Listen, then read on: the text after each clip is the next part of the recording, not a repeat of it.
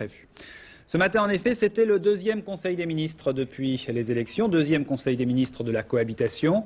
En fait, on abordait les choses sérieuses et Jacques Chirac y présentait son programme. Alors tout de suite, Rachid Arabe et Jean-Louis Le Sen. Contrairement à samedi dernier, la presse n'était pas invitée à filmer le début du Conseil des ministres, le déjà fameux tour de table du premier face-à-face Chirac-Mitterrand. On ne saura donc pas si l'atmosphère était un peu meilleure ce matin et il ne faut pas compter sur les ministres pour en dire plus, motus et bouche cousue. Désormais, le compte-rendu du Conseil se fera de l'hôtel Matignon. Le nouveau porte-parole du gouvernement, Alain Juppé, également ministre du Budget, a donc accompagné Jacques Chirac jusqu'à la rue de Varennes, sur la rive gauche de la Seine.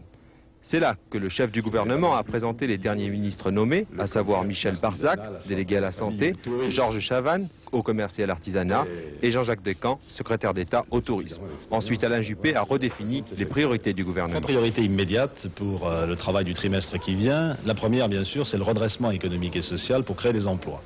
Et à cette fin, nous allons rapidement déposer au Parlement un projet de loi habilitant le gouvernement à légiférer par ordonnance, par exemple sur l'aménagement du temps de travail, par exemple sur les effets de seuil dont nous avons déjà beaucoup parlé. D'autres textes de loi viendront compléter également les choses en matière de gestion des effectifs, par exemple. La deuxième priorité, c'est le renforcement des institutions par le retour au scrutin majoritaire. C'est un engagement qui avait été pris, qui sera immédiatement tenu.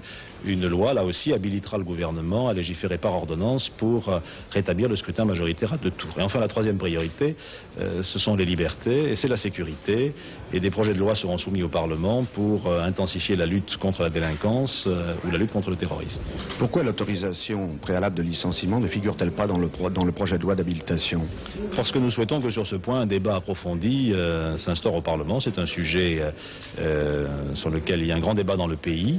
Et nous pensons qu'il faut que le Parlement puisse s'exprimer complètement sur ce sujet. Monsieur Chirac, d'ailleurs, a bien insisté ce matin au Conseil des ministres sur sa volonté de responsabiliser complètement la représentation nationale dans tout le travail de réforme qui va être fait.